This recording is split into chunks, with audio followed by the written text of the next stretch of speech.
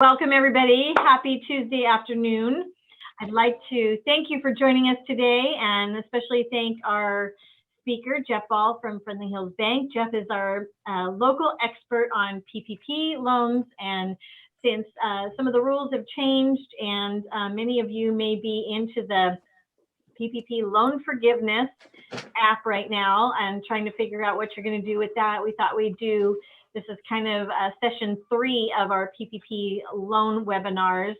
And with updated information, Jeff is going to share with us what's new, what you need to look out for, what you need to do to wrap this all up in a neat bow, and do all that. So without any further ado, Jeff Ball, take it away. Great. Well, thank you, Carol, and thanks everybody for taking the time this afternoon. To benefit from this webinar today, you don't have to be a customer of ours because the rules that apply to everybody. It doesn't really matter what lender that you go to. So you may hear me make referencing to certain things for our customers, but in reality, each of you will need to work with your own lender. Whoever made the loan for you, whether it's a first draw or a second draw from this latest round, you will, the procedures are the same. You'll just need to be in touch with your lender in terms of how they would like you to proceed. So there's a few specifics that get into how it will work for our clients, but if you're not one of our borrowers, shame on you, but it's fine. The information is really the same as it pertains to the application because it's all standardized. Also, we had new news today. The president did sign the bill which extends the PPP program. We had it set to expire tomorrow. And so typical government wait until the last minute, but it has now been extended to May to submit an application which provides lenders until June 30th to be able to respond to the application. So if you know other business owners that have been hesitant to apply, it doesn't matter if you borrowed in the first round or not, you do have the ability, or they would have the ability to make an application before the end of May. So we will go through the information on forgiveness is really the same, whether you were a first draw or a second draw borrower in this latest round. I am assuming that all of you have loans that are in place. So we're not going to be talking about the actual loan application today. We're going to be focusing on the forgiveness application. And so with that, I'm going to share my screen. Carol, it's hard for me to see if anything comes up in the comment box. So I'm going to rely on you if anything comes up in the chat screen. And there's only a few of us on here, which is convenient. So we will have plenty of time at the end to answer any questions that you guys might have. So hopefully you can see my screen here, and welcome everyone. Again, this is information that's based on the latest guidance that's available from SBA. As you may be aware, that seems to be changing all the time, today being a great example.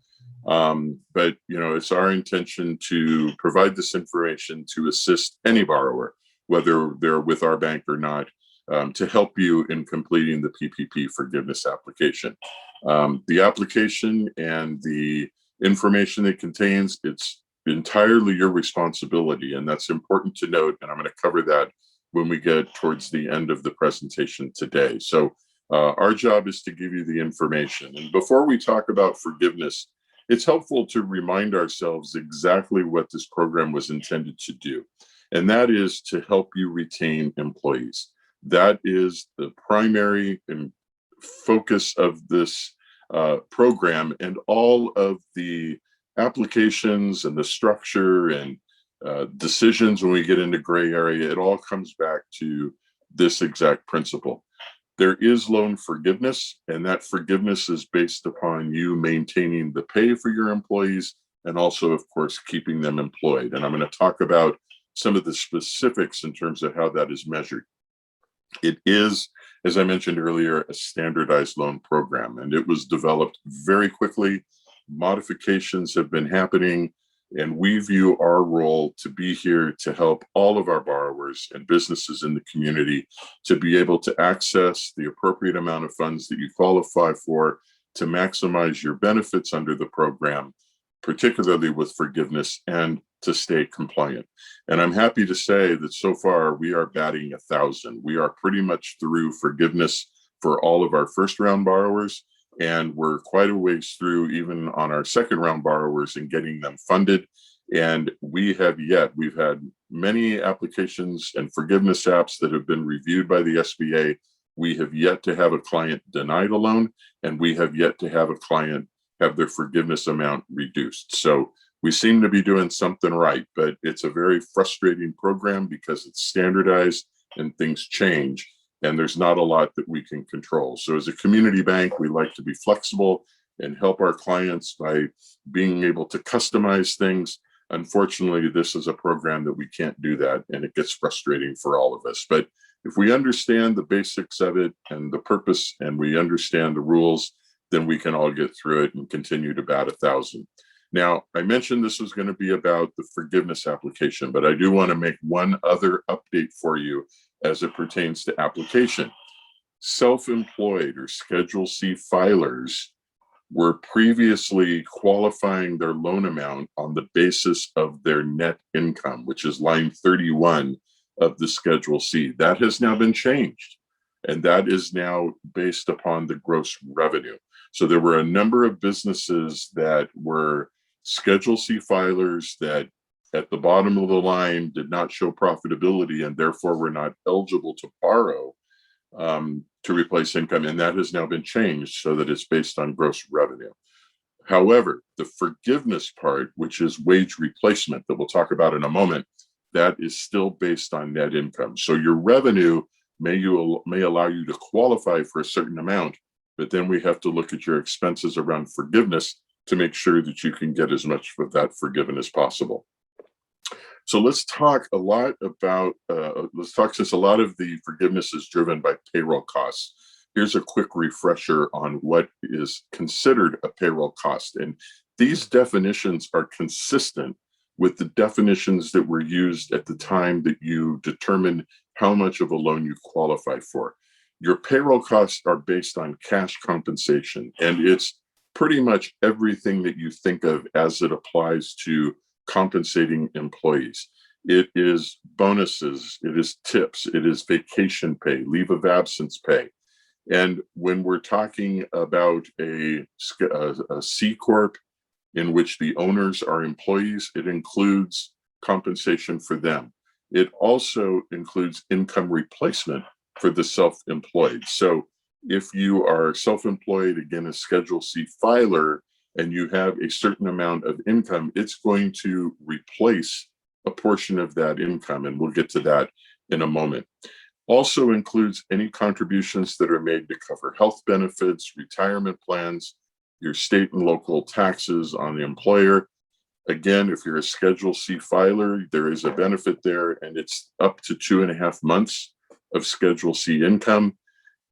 What's important to remember when you sit down to do your forgiveness application, at least 60% of your qualifying expenses have to be within these definition of payroll costs. And a theme you're going to hear throughout this presentation, it's extremely important that you document any numbers that you're putting into the application. Have documentation. If it's payroll, it should be provided by your payroll processor. If you are a payroll client of our bank, we are one of very few banks in the country that actually offer payroll processing as well as general banking services. If you're with us, then Tim and Amber and Jessica know exactly what reports that you're going to need. You just give them the dates. But documentation is extremely important. Now, payroll has to be 60% of the amount that is forgiven. Let's talk about non-payroll costs and what's included. First of all, the interest portion of any loan payment. However, it has to be for a loan that is used for your business. So if you have an equipment loan, that would qualify. If you have a business auto, the loan for the auto would qualify. If you own the building that your business is operating in, that would qualify. 2 conditions to be aware of. Number 1, that loan has to have been in place as of February 15th. And second of all, you can only count the interest portion of the loan payment. So most of your amortizing loan payments are going to have principal and interest, but you should be able to get a statement from your lender, which will show the breakdown of principal and interest that was made during your covered period. Lease payments would also qualify. Again, this has to be for a property that you're using for the business that received the PPP funding. Utility payments also count as long as they are critical to the business operation. So your basic water, power, gas, sewer, all of those things would count towards utilities. Again, has to be in place as of February 15th. If you have moved your business, you will still qualify under this because you just have to show that you relocated the business and you did have utility services in place at the prior location. Again, documentation, canceled checks, copies of those bills. Hopefully your lender advised you, as we do for all our borrowers at the very beginning, when you took out your loan, that you need to be documenting these expenses as you go through your covered period.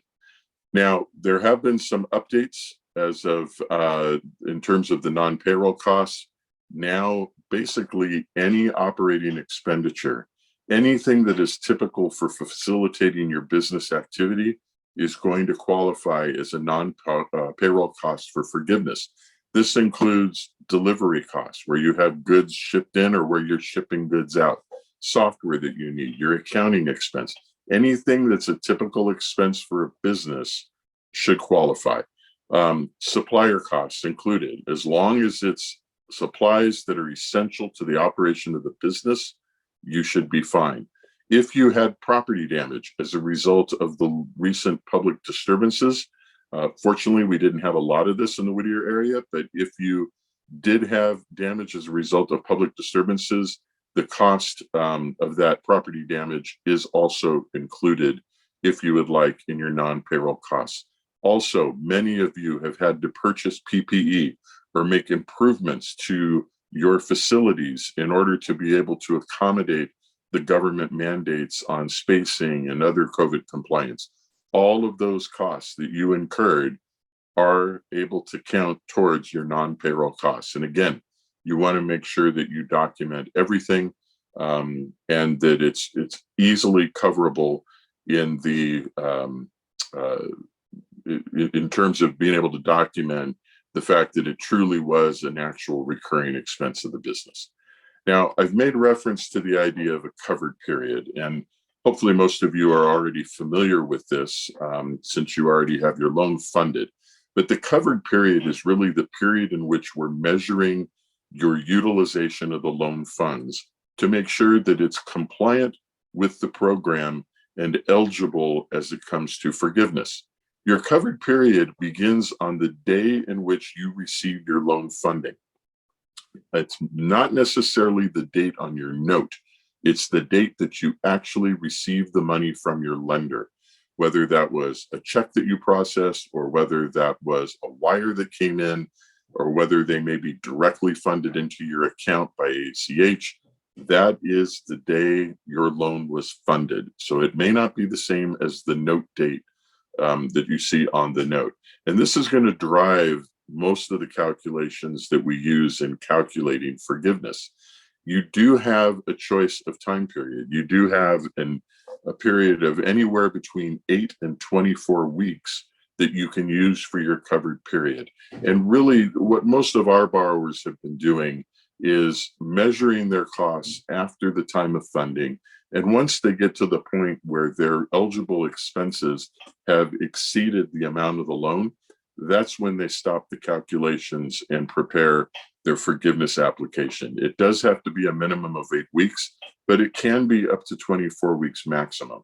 And what's important about this point is the fact that all of you qualified on either 2.5 months of payroll expense, or if you're a restaurant or a hotel, 3.5 months of payroll expense. This is giving you up to 24 weeks of covered payments. So if your payroll is anywhere close to what it was based on your qualification for the loan, you should be able to qualify forgiveness on 100% payroll. And therefore, when we start talking about the non-payroll costs, which are a little harder to document, if you don't need the number in there, then you don't have to worry about the documentation. So we have found that most all of our borrowers are able to qualify for full forgiveness just on the basis of their payroll, and they usually cover that well within 12 to 16 weeks after their funding date. But everybody is different, and that's why I go through all of the different costs that are eligible for forgiveness. If you have your payroll on a pay schedule that is weekly or every other week, then you do have the ability to alternate your covered period. And let me explain what that means. Let's say that your normal pay period would begin on April 12th, but you actually received your loans on April 8th. They will allow you to shift the start date of your covered period to that April 12th date so that you can use your actual payroll period. Now, if that is not the case, if you pay your employees, let's say twice a month or monthly or some other type of a pay period, then you will have to use the actual funding date. And the easiest way to handle that is to just interpolate what those pay periods are. So in the example that I gave you where a loan is funded on April 8th and you have payroll on April 15th, we would just have to take 8/15 of that payroll in order to do a calculation for that pay period. Try to keep it as simple as possible by using simple calculations such as that. Now, a question we often get is, when can I recognize these expenses?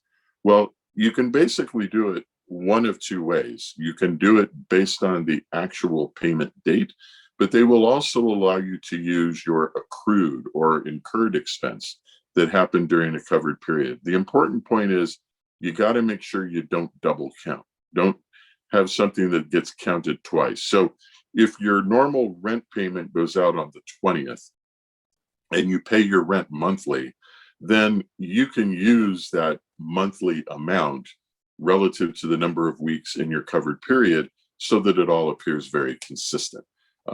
You can assume that even though you may not have paid your rent during the entire portion of the covered period, the actual rent payments that you made within the covered period, as long as you're not paying early, then that should be fine for qualification. As far as payroll, a lot of it on your pay report, that's going to show a pay period that's going to be within specific dates, and then your actual date that you pay your employees may be different. You can use that accrued period in terms of your calculation. So either one will work. Just be very careful not to double count when you're doing that. Now, we've talked about all of these eligible costs that go towards the determination of your forgiveness. There are certain situations in which the calculated amount of your forgiveness could get reduced. And it's primarily driven around two different measurements that are looked at on a mutually exclusive basis. One is how much you paid your employees during the covered period compared to prior periods, and also how many employees did you have during the covered period compared to prior periods. Again, these will be evaluated separately, and they may use different periods of comparison. Candidly, this is where a lot of the forgiveness application can get a bit complicated. But if, again, you think about the purpose of the program and the structure, and remember some of the things that I'm laying out for you here, it'll hopefully make it a lot easier. Now, there will be situations in there. Let me try to get back to that prior page. There will be situations in the application where it talks about the number of employees. And there's also a situation where it talks about full-time equivalency, and they are different. Employee count is the actual physical number of employees that you have, regardless of how many hours they worked. FTE is a measure of how many hours they worked compared to a normal average work week. So FTE will have a calculation. Let's assume you have an employee that works part-time. They work 20 hours a week. They would be an FTE of 0.5, whereas an employee that works a full week of 40 hours or more would be counted as one. So we'll talk about that a little bit more in just a second, but it's important to distinguish in the application between where they're asking how many employees you have and what your actual FTE is. So two different possible ways that you could have your loan forgiveness reduced. Let's first talk about the one that's based on how much you pay your employees. When you go to do your application, you will be providing a schedule of all of the employees that you paid during the covered period. These are only the employees that you paid that were with you during the covered period. So if you had an employee prior to the funding of your loan and they were not with you during the covered period, they would not be on that table. And effectively what we're looking at is how much are they being paid on a relative day or a relative hour during the covered period versus the full quarter preceding the covered period. So if you were to have gotten your loan proceeds, let's say on February 28th, it would be looking at their pay in the last quarter of the prior year. So that would be from October 1st to December 31st of 2020. So we're going to be looking at how much they made per hour if it's an hourly employee, or what their average pay per day was if they're a salaried employee during that quarter versus during the covered period. And as long as you did not reduce anybody's pay by more than 25%, you're going to be fine. If you did reduce somebody's pay by more than 25%, then that amount over 25% is what is going to be deducted from your forgiveness. So let's say you have an employee who makes $20 an hour, and during the covered period, you had to reduce them to $15 an hour. That would be a 25% reduction, and therefore that may count towards a deduction against your forgiveness calculation. This is measured by employee. So just because you have one employee that you reduced by 30% and another employee you increased by 30%, you can't average it out. The one that was dropped by 30%, 5% of that is going to get counted against you, irrespective of the fact that you may have had another employee that you increased pay. Now, here's a neat part. If you're still in the covered period of your loan, this reduction will be waived if you restore them back to the wage that they were earning during the prior quarter. As long as you restore them to that by the end of the covered period, you're okay. So that same example, you have an employee that was $20 an hour the last quarter of 2020. During the covered period, you had to reduce them down to $15 an hour. But by the final pay period of the covered period, you get them back up to 20, then you're fine. They're not going to count that 5% against you. So important distinctions there if you're still in your covered period that you might want to think about in order to avoid a reduction to your forgiveness. Now, let me be candid. This number very rarely has a significant impact on the amount of your forgiveness, because the reality is all you have to do is just count one more additional pay period in order to make up for it. Because unless you've really reduced, taken your employees from a very high number to a very low number, and we don't see those situations come up, this reduction actually has proven on most of our applications to be de minimis. But again, it's part of the application and we have to account for it. So the other reduction that I mentioned is we talked about what you pay your employees. The other one was based on how many employees that you have. And this again is based on FTE as opposed to employee count. And here we're going to use that FTE calculation that I talked about earlier. And there's two different ways that you can do it. It can be based on their actual hours that you do a calculation, like the example I gave you. The other is if anybody is less than 20 hours a week, you can count them as 0.5. And if they're more than 20 hours, you can count them as 1. At the end of the day, you probably want to do both calculations to see if this even comes into play and which one is going to benefit you. What's important here is you have to be consistent. You can't count some on the calculated method and others on a simple method. You have to be consistent across your entire pay period. And what we're going to be looking at is a comparison to February to June of last year, I'm sorry, 2019, January to February of last year, or if you're a seasonal employer, you can pick any 12-week period between February 15th of 2019 or 2020. So we're going to look at your FTE during those periods and compare them to what it was during the covered period. And if they were reduced, then you are going to have a reduction to your forgiveness based on that percentage. And where we see forgiveness reduction, this is where it tends to be. Let's assume you had 10 employees during one of those prior periods, and during the covered period, you've now dropped down to 5 FTE.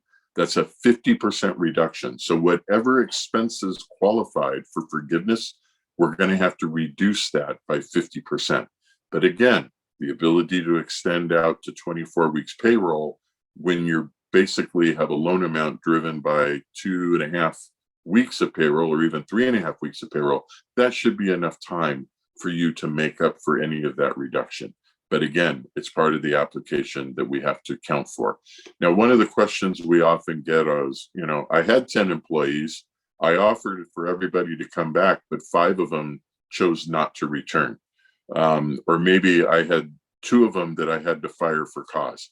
Any employee that refused to return to work or who requested fewer hours, any employee that was fired for cause, those will continue to count for you. And there's a way you can document that on the application. And of course, you want to make sure you have the supporting documentation.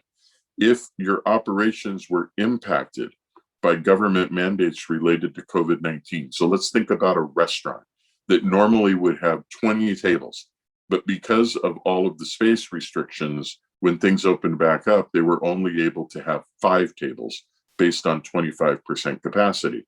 Well, that reduction now, maybe instead of 4 servers, you have 3. That reduction to 3 is not going to count against you. You can claim that 1 FTE because that reduction was specifically tied to the COVID-19 restrictions.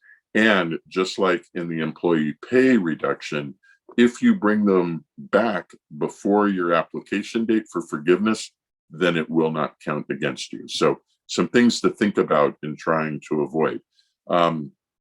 One new provision that has come in, if your loan that you received is less than $50,000, all of these forgiveness reductions are exempt. You don't have to worry about any of them.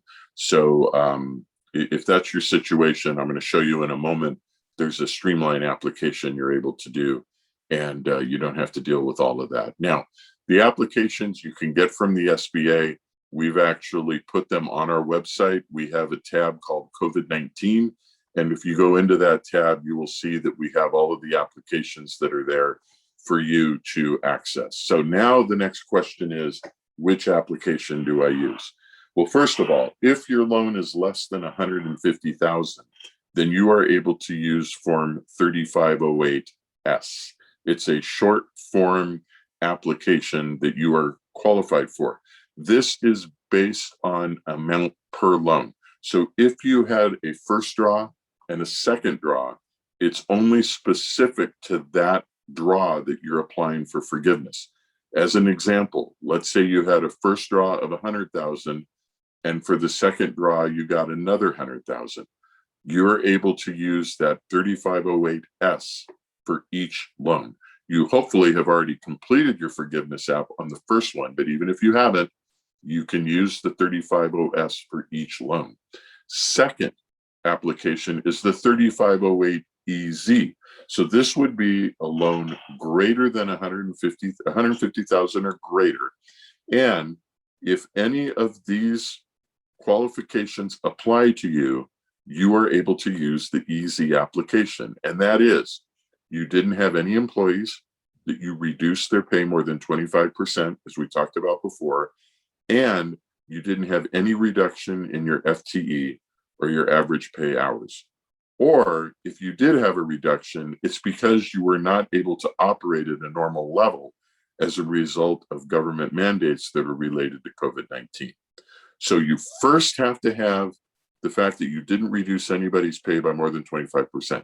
Then it's looking at either the employee count or inability to operate at a normal level. So any restaurant that maintained its hourly pay for its employees and had to reduce employee count because of COVID would be able to use the 3508EZ, which is a bit shorter form application than Form 3508, which applies to everybody else. So we have found that the majority of our borrowers are able to use the easy application, but we have to make sure we check those standards to be sure that you submit on the proper application. Because if you use a shorter form application that you do not qualify for, the SBA is going to reject that forgiveness application. And they are checking them very carefully, from what I understand from some other lenders that have made the mistake of really not checking it. If your loan is with us, we're pre-qualifying all of this for you. And as part of our review, we would recognize that you need to use a different application. So when you sit down to do the application, what are you going to need? Well, first of all, you're going to need your loan information. Some of the top boxes of the application call for information pertaining to your loan.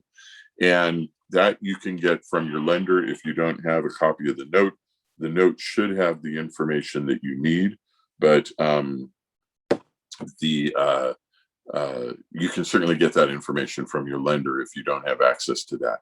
You're going to need your payroll records for the full quarter prior to the covered period, as well as during the covered period, right? Those were the things that we talked about. If your FTE count comes into play for some of those prior covered periods, you're going to need your payroll for that as well. You're going to want your expense records, all the non-payroll costs that we talked about. You're going to want to make sure you have all of your records pertaining to those expenses. And again, I advise you start with your payroll. And to the extent that the payroll doesn't get you to full forgiveness, then start looking at the non-payroll costs, and that you would have those in your expense records. You also, of course, are going to need the forms that pertain to whichever forgiveness application you're working with. And the last one, probably the toughest one, you got to have patience. Really try to set aside appropriate time to read through the application and understand what it's asking for, and put the application together without a lot of time pressure. If you have, it's kind of like doing your taxes. Nobody likes to do it. But if you have the information and you take the time to read through what's there, it shouldn't be too bad. And hopefully many of you will qualify for some of these shorter forms, which will make it a lot easier. But you really have to set your mind to it and dedicate that time. I know nobody likes filling out applications. Nobody likes dealing with numbers, especially when it starts getting complex between different periods of time. Take your time. And as you walk through it, you should be fine. And hopefully you have a lender who will also take the time and work with you through the application as you have questions. So we've talked a little bit about documentation and how important it is. When you submit your forgiveness application, there is certain documentation you're going to need. And I referenced some of this earlier. Things like your payroll records, payment statements and receipts, any applicable contract agreements. So for example, if you're deducting the cost of your lease, you're going to need to have a copy of the lease as part of your documentation. What you don't have to provide is all the documentation that went into all of your supporting calculations. That I would recommend you keep on hand, because all of your documentation has to be retained for 6 years from the time that your loan is fully paid off. Keep these records, keep the calculations that you use, so that in the event the SBA comes back and challenges what you have entered in the application, you have all of your figures behind you that you need to justify what you put. By the way, these are subject to inspection, either by SBA or by your lender. Why would your lender want to inspect? Your lender would probably want to inspect if they are getting questioned by the SBA. So we try to do all of this work up front Those of you who borrow through our bank have probably already been through that. We want to make sure your documentation is complete. We want to make sure that your application is accurate. And as I say, so far we're batting 1,000, and it's a lot better than having our clients having to deal with the pain of some sort of an SBA audit. But everything is subject to inspection. And again, highly recommend you take the time to read through the application that applies to you to make sure that you understand it. It's kind of like trying to put together something you bought at IKEA, right? The directions aren't going to be clear, but if you walk through them, if you read through them before you start, it'll at least help bring some clarity to what it is that you need to do. Now, here's a little twist. If your loan is less than 150,000, which means you are on that 3508S application, the documentation supporting your application is not required at the time that you submit your forgiveness application. However, I strongly recommend that you make sure that you complete it and that you have it accessible in the event that you are subject to some sort of an inspection or an audit by SBA. It's not fun to have to throw stuff together. Anybody that's been through a tax audit knows it's not fun to have to pull all your documentation together years after the fact.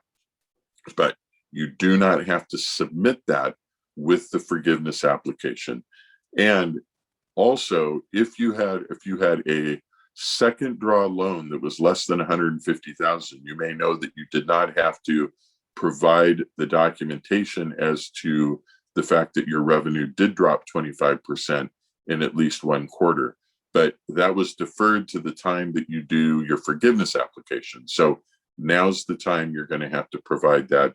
We have all of our borrowers do it up front so that it's done and we don't have to deal with it when we get to this stage, because we want our borrowers to be able to focus on the forgiveness application. But if by chance you did not do that, this is the time that you're going to have to provide that documentation. And again, we recommend that you have everything prepared. You don't have to submit it, but at least have it on hand and know that you have a complete file in case something comes back on you. Okay, so how does the process work? Basically, you are going to complete your loan forgiveness application. Again, you want to make sure that it's complete and make sure that it's accurate. Make sure that you have all of the required documentation that supports the numbers that you have entered, and you are going to submit that to your lender. If you have a different lender and you want us to do your forgiveness application, I'm sorry, it doesn't work that way. You have to go to the lender that has your loan. And in some cases, these loans get sold. So if they are sold, you should have received notification, and whoever owns your loan at the current time, that is who you are going to have to work with in order to process your forgiveness application. We are not selling any of our loans. So if you applied through us and got funded through us, then you have the benefit of doing your forgiveness application through us. The lender has 60 days in order to review it and get it submitted to SBA. SBA then has 90 days to process. I will tell you that we have had several loans that are subject to SBA review, in some cases where they've requested further information that we provided, and they are taking more than 90 days to process. And it's not anything that we have any control over. We contact them on your behalf as frequently as we can to find out, but the fact is they've got a huge backlog. So this 90-day provision that they enforced on themselves, they're not necessarily complying with, but that's not anything we have any control over. Once they have processed the forgiveness application and they have approved it, then they are going to remit those funds to your lender, including the amount of interest. So if you have done this right, you've received a loan, you've tracked your payments through the covered period, made sure that they're compliant with the forgiveness calculation, submitted your forgiveness application, and gotten full payoff plus interest, you never have to pay a dime on the loan if it's done right. And this is what we have been able to achieve for virtually all of our borrowers. We have a few that intentionally had a bit left, and now they're regretting it. Most of them are just paying it off. But again, it does include interest to the date in which the payment is received. So your lender will get it and they will credit your loan the same day and it'll be fully paid off. When that happens, the lender is to notify the borrower and credit the loan, as I said. If it is denied, then at that point, we would receive that notice and we would inform you as well. You are not required to make any payments on your loan while a forgiveness application is in process. So even if SBA takes their sweet time and goes past 90 days, you're not going to be required to make a payment as long as your forgiveness application is in process. You have a 10-month window in which there is no payment required on your loan, and you have until the maturity date to apply for forgiveness. But if you do not submit your forgiveness application by the end of that 10th month, then you will be required to make payments until you submit the forgiveness application and it is in process. So we highly recommend that you file it as soon as you get to that calculated number that you need for full forgiveness within your covered period. And if you go beyond the 24 weeks, we recommend that you get it in right away so that you'll never have to make a payment on your loan. A couple of things that I want to note before we wrap up. First of all, understand, just like the loan application when you got the money, your forgiveness application is your responsibility. It is not the lender. The lender has very limited responsibilities. We are effectively a processor of your loan. Not all lenders exercise extreme diligence and care when they're processing these. And if there is an error, if there is something you have applied for that you do not qualify for, it is your responsibility and not the lender's. So make sure you use discretion. If you are a borrower with us and there's an expense you're not sure about, ask us, and we're happy to evaluate it with you. There are certain representations and certifications that you are going to be making. Sorry, my screen's not cooperating here, but there are certain representations and certifications that you are going to have to document on that application. Make sure you understand what you're executing. There are penalties, significant penalties for misrepresentation. And as you all know, this program is very much in the spotlight with concern about potential fraud within the program. And so they are heavily scrutinizing. And I know from my inside contacts at the SBA that while they hired a lot of people to help process applications, those are now being transferred to the forgiveness process. And from there, they're going to go to the Inspector General's office. So they are going to be watching for abuse of this program. It does not benefit you to try to misrepresent. They are really looking at these very closely.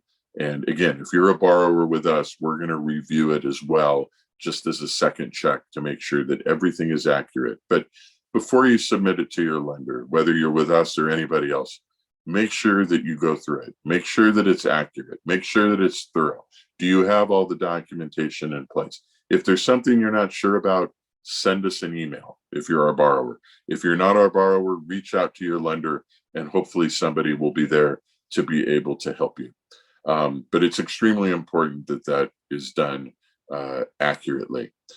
Last thing I'm going to mention is, again, a standardized program. It was put together very quickly. The guidance that we have from SBA, it's not thorough. It's certainly not complete, and it keeps changing. There are gray areas in this program, and we often get in a situation where we have to make a determination as to whether something fits or not. I will share with you that our interpretation is all driven around the guidance that has been submitted as of that date.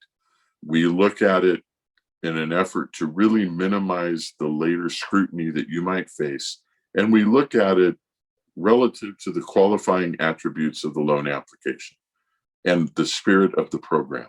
If you had if you had payroll expenses that you qualified for in which you did not use your health benefits, as an example, okay? You qualified based on your gross pay, but you didn't use your health benefits. And now you decide to apply forgiveness and you include the health benefits, that's going to be a red flag.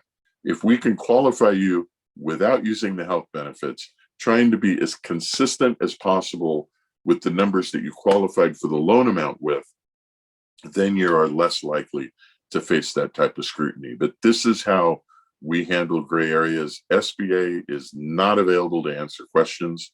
Good luck. We have a difficult time getting through to them, but we have studied the guidance very carefully. We have processed a number of applications, and we use that experience and understanding of the program to try to help each of our borrowers get through this and not face any problems. So that is the basis of the presentation that we have. I'm going to stop sharing my screen so that we can come back to the collective group. And Carol, I am happy to stay and answer as many questions as people have. I hope that was helpful. That was extremely helpful, Jeff. Thank you so much. And if you do have a question, if you want to write it in the chat, we'll get through that, and Jeff can address those individually. I know we have some people on the line who are self-employed, so I don't know if you want to just make a little mention on how that has changed and how that might apply, how they might be able to apply for this PPP loan. Sure. So as I mentioned at the beginning, the qualification for the loan for the self-employed has changed. Instead of looking at line 31, which is net income, you're now looking at, I believe it's line 8 that has your revenue. So here's the way that works. If you have already applied and had your application submitted, sorry, it's in that way. If you have not yet applied, and whether it's first draw or second draw, if you have not done that, then you are able to do that on the basis of the new standard. The new applications are on our website, that same place I showed you where the forgiveness apps are. We do have the ones that apply if you're self-employed. So I encourage you to pull that up and take a look at it. And it's pretty straightforward in terms of how you calculate your loan amount. Everything is the same as what you did before. The only difference is you're using a different line item on your Schedule C. Again, forgiveness is the income replacement, and forgiveness is based upon your net income. So you do run the risk that you will qualify for more than you're able to get forgiven. And it really just depends upon the specifics of your application. Do you have employees other than your own income? Do you have expenses that qualify? And that's probably an example, Carol, where the non-payroll expenses really come into play to make sure that we can get to full forgiveness. But that's what the changes are in the Schedule C. Okay, thank you, Jeff, for that clarification. Anybody else have a question? I don't see any questions in the chat. Feel free to unmute if you'd like. Well, Jeff, you were that good that you answered all the questions that people have. So how about that? We do our best. We've been doing this for a while, unfortunately, but you know, we're so appreciative of the relationship that we have with the Chamber. If you're not a member of the Chamber, I highly encourage you to really look into the many things that they are doing. The Whittier Area Chamber is one of the leading chambers in California in being proactive in helping its businesses and information and access to funding, and plus they're great people to work with. So highly recommend, if you're not a member of the Chamber, this is a very appropriate time. And Chamber membership does qualify as a non-payroll cost under forgiveness. So take advantage of that and get yourself a Chamber membership. I guarantee you'll renew it every year once you do. So yeah, no, we appreciate everything you guys have done. Again, if you are a borrower through Friendly Hills Bank, the email address is apply@friendlyhillsbank.com to submit your questions. If you have not applied for either your first draw or your second draw, you do have until the end of May. And if you would like to do that through us, then you can reach us at that email address. But again, we don't have any fancy tricks. We don't have any different rules. It's the same no matter who you use. But like the Whittier Chamber, we try to do it with friendly faces and help you get through it. So we would be honored to process anybody's application if they're at that stage. And that's why you're the Friendly Hills Bank. So, okay. Well, There you thank go. you once again, Jeff. We appreciate the partnership we have with Friendly Hills Bank. You've been a member ever since before you opened your doors Mhm. out there on Whittier Boulevard. So we do appreciate your support and all that you do for our chamber. And if anybody has any questions, feel free to email me, carol@whittierchamber.com. I'd be happy to look for the answers or connect you with the right person who can provide those answers for you.